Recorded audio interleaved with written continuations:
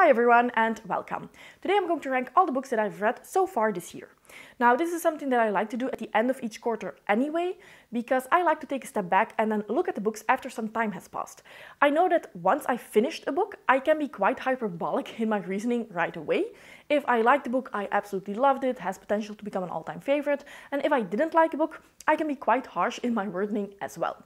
But after some time has passed, after my feelings have cooled down, and after I have read multiple books that I can compare with one another, I think I have a more realistic list to show you. So that's what we're going to do today. Now, I have read 18 books in total in the first quarter of the year, but one of them was a reread. And even though, of course, I absolutely loved it because I liked it enough to reread it, which is something that I don't often do, I will not put it in the ranking because it's not really fair if you read a book twice to compare it to books that you've only read once. And that one was The Bear and the Nightingale by Catherine Arden. So this book I read in 2020 together with the entire Winter Night trilogy. I loved it the first time around and I still really liked it. So this one was one that just held up to its own, you could say. So that was a relief. Now then I also DNF'd the book, and this one I will also not put in the ranking because I only read the first half of the book. I don't know if the second half would redeem it a little bit, but of course if I disliked it enough to DNF it, you also have an idea where I should put it on the list.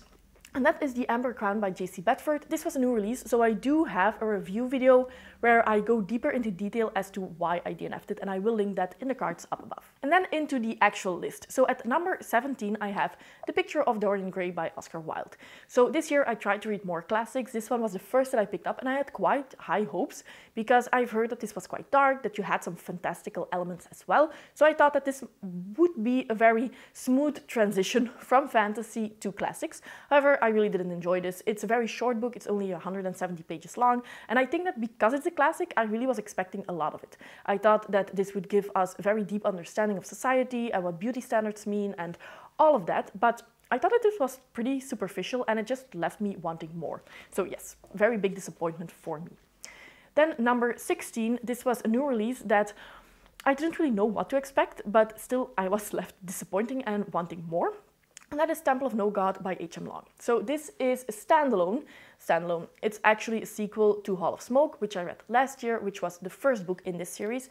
And I found that was very convoluted, but it is a debut author, so I was interested to see more. However, this one just felt exactly the same. It was just as convoluted. I was having a lot of questions, and I don't think that was because I didn't really understand what was happening, but just because the author wasn't explaining it that well and just left some things unanswered. But on top of that, I also think that the plot here was weaker. So yeah, even though I didn't have too high expectations, I was still let down a lot.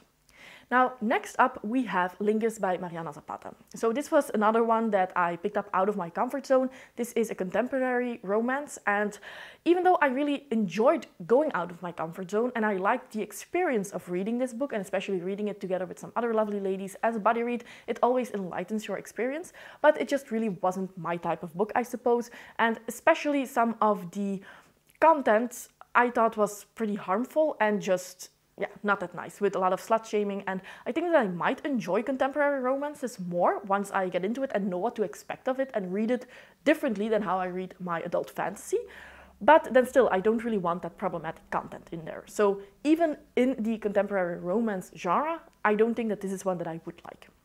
Then next up we have Master of Sorrows by Justin T. Call. So this is the first one in a quartet, and I have the second one on my TBR to read as soon as possible. This one was just a letdown because I had other expectations. I thought that this was going to be grimdark. It is not. It actually feels quite young to read, and just because of that, I didn't like it as much as I hoped that I would. Now, I do think that the second one has the potential to be more to my liking, because I have heard that it's a lot darker, but for now I didn't really like it that much. I also thought that just the writing style was maybe too simplistic for me. If it tells you anything, this one reminded me to The Faithful and the Fallen series by John Gwynne, which I also didn't like because of the writing style. So I do hope that that changes in the second book. I know that once I finished it, I was very positive about this book. And like I said, sometimes once I finish a book, I am quite hyperbolic in how I talk about it. And I liked Master of Sorrows, most of all because I was buddy reading it with Joanna. And I really loved the buddy read and I really loved the conversation, and Joanna absolutely loves this book. So I was probably reading it in a very positive light, but after some time has passed, I could see that the writing style wasn't that extraordinary. The story was pretty much good versus evil, even though this is supposed to be the origin story of the Dark Lord. I couldn't really see it in this first book so far, at the very least. And like I said, it read very young, especially all of the characters also read younger than they are, which is usually the other way around. Well, with this one, that was not the case. Then next up, a book that I was hoping to like a lot more, but that is Best Served Cold by Joe Abercrombie. Now, this is just a middle of the road book for me, it's fine. But I was having higher expectations because, of course, this is the first standalone after the original First Law trilogy. And I really enjoyed the First Law trilogy. So I was thinking maybe the standalones are even better. Because in the trilogy, at the end of the third book, I was starting to know all the jokes and things were starting to get old. And I do know that that might be something that Joe Abercrombie is doing on purpose. But still, it was starting to really annoy me. And in the standalone, I thought, well, it's a standalone, it's shorter, we will have new types of humor, new types of jokes, we will have new characters, so it will feel very fresh. And this is a revenge story, something that I quite enjoy. However, I think that this had the same type of humor as the original trilogy, so from the get-go, it felt old. And that was somewhat of a negative point that I had from the start. However, I really liked the revenge story until around halfway through. And then it started to drag, and I had the feeling that this story could have been shorter if they didn't drag that revenge story with multiple battles that I think didn't really add anything to the story. I also liked the characters of the original first trilogy more than these. And I think that here I could see resemblances to the original characters, but I like the originals more. So this is why this is lower on the list. I still enjoyed it. I still really enjoy Joe Abercrombie's writing style, and I listened to this, and Steve Pacey is amazing for the narration, so that definitely increased my enjoyment. But for a First Law book, I was still a little bit let down. Then we have Pride and Prejudice by Jane Austen. So finally, a classic that I did enjoy, because after The Picture of Dorian Gray by Oscar Wilde, I wasn't really sure if classics were my thing, but then Pride and Prejudice I did really enjoy. I think that this is because I am a character-driven reader and I like slow books. And something that I often see said about Jane Austen, and more as a complaint, more often than not, is that she writes books without a plot, and that they are very slow. And to be honest, I do think that this one has a plot, but it went by so slow that some people might not even have noticed it. And the plot is more your everyday life in this day and era. So I can definitely see why that's not for everybody, but this is so character driven. We have a very petty and proud main character who looks down upon a lot of people and doesn't really notice it herself, it seems. And I just really like this. And where the funny moments in Oscar Wilde's The Picture of Dorian Gray didn't really hit for me, I think that it was just not the kind of humor that I enjoy. And in the beginning I could think that, okay, this is fine, but then after a while, here I laughed the entire way through. So yes, this one was definitely a classic that I enjoyed.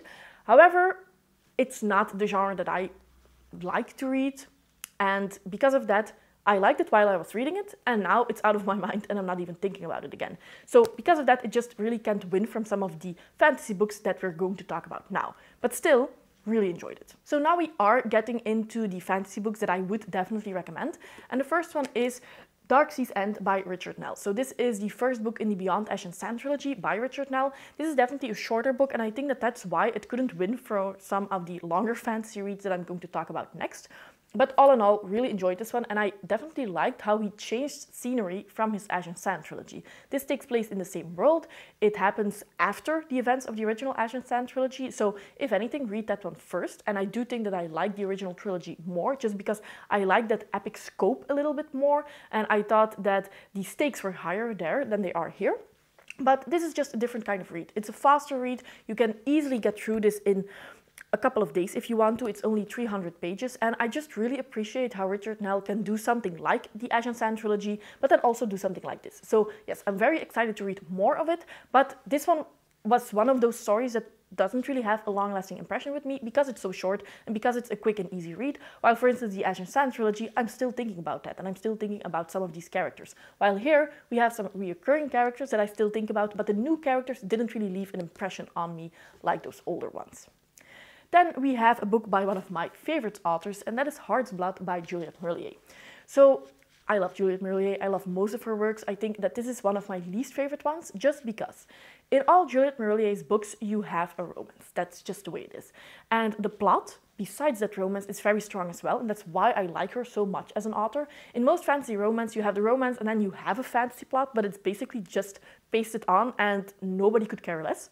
Here you actually have a plot. This is a Beauty and the Beast retelling, and I loved that retelling aspect.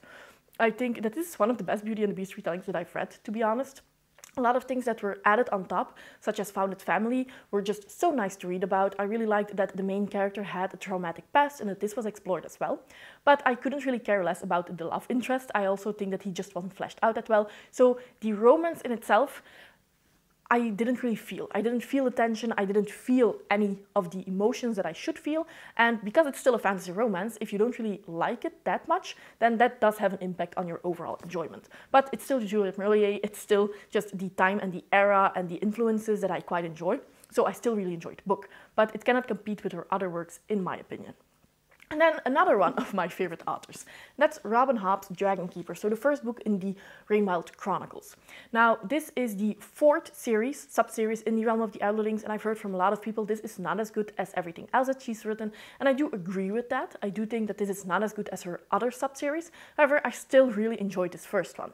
And I do think that, or I have a feeling that this one opened up a lot of plot lines that we will see further in the next books. And I think that that's why this might be the weakest one of the series. I haven't read anything else, but I could see some things that will definitely intrigue me more when we see more of it. But here it was just a start, and I think that this was a very neat start. I still really enjoyed this book, but I do agree that it's not as good as her other works.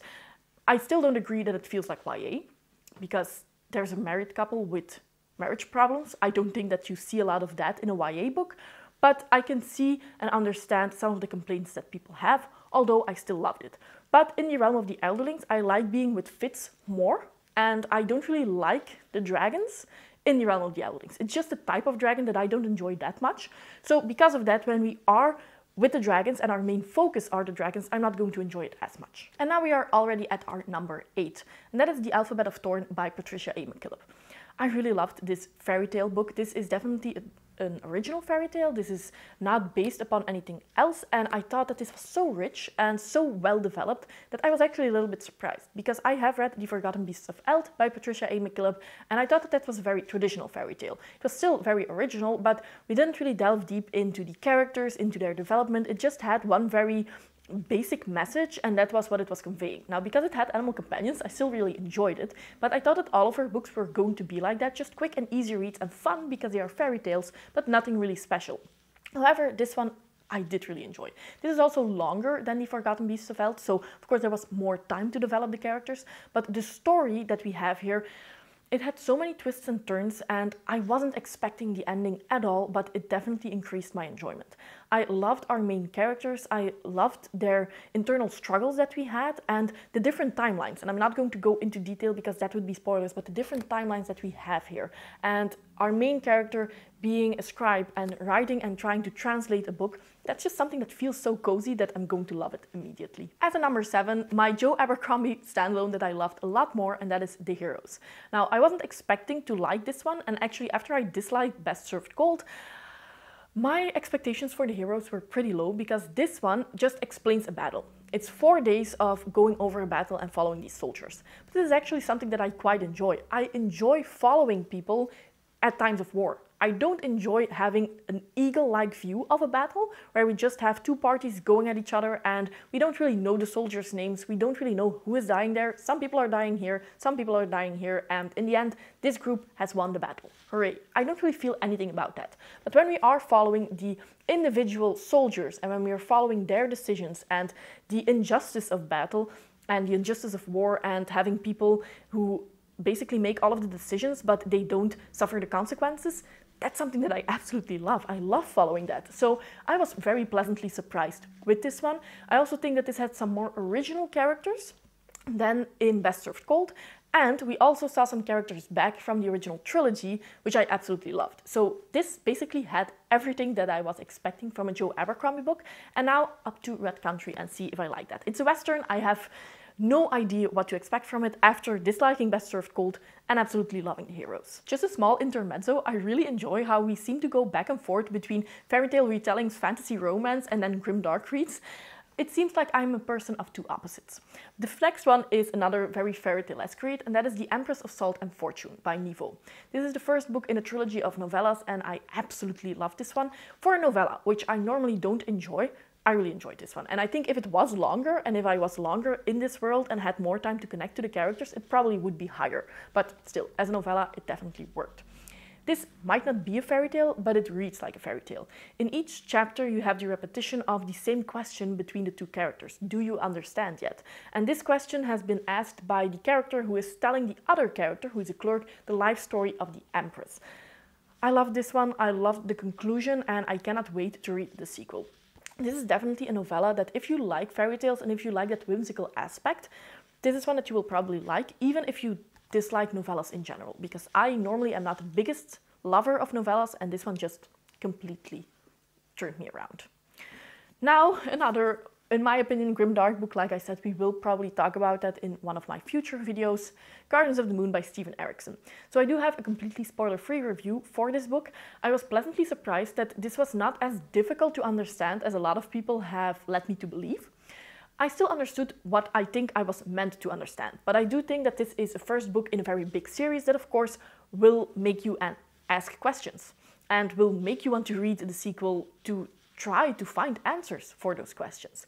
I love this world. I love the writing style of Steven Erikson, even though it's not the easiest, and it's not higher on the list just because I do think that this first book is difficult in terms of writing style to get into. I do think that Dead House Gates, for instance, is better in that regard, but the characters here and how all of them feel morally grey, and because of their backstory, you do understand all of them and you are rooting for the majority of them, but these are not good people. This is a war that's going on, and it's so deep, it's so complex that, yes, of course, I really enjoyed this. I wasn't expecting to enjoy it as much, so this was definitely one of the surprises that I've had so far this year. Now, my number 4 and 3 are both very fairy tale-esque and atmospheric reads, something that I absolutely enjoy.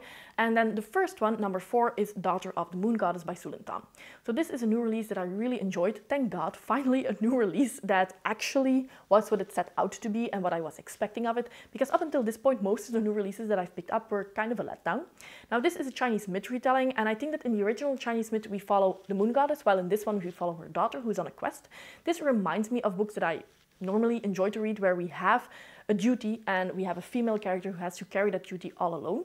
This reminds me of Daughter of the Forest by Juliette Murelier, The Baron and Nightingale by Catherine Arden. I just really enjoy these types of stories. And then also, because of the Chinese myth, we are having a more unique setting than what we usually see in myth retellings, which are often Greek myth, Norse myth, but having a Chinese myth retelling is just a breath of fresh air, you could say. And then the number 3, again, very fairy tale-esque read, and that is Wildwood Dancing by Juliette Murelier. So of course, Juliette Murelier, the writing style is going to be beautiful. This is her first YA work that I have read, which means that it's a little bit faster paced, it's more narrowed down on the actual plot, but I still loved it regardless. This is a retelling of the 12 Dancing Princesses, and I think that this is one of the most fairy tale-esque reads that I've read by her. I think that Daughter of the Forest comes close. It's either one of those two, but of everything that I have read, this is, I think, the closest in really feeling like a fairy tale. And yes, absolutely enjoyed it. And now on to the 2 best books that I've read so far this year, of course, according to me.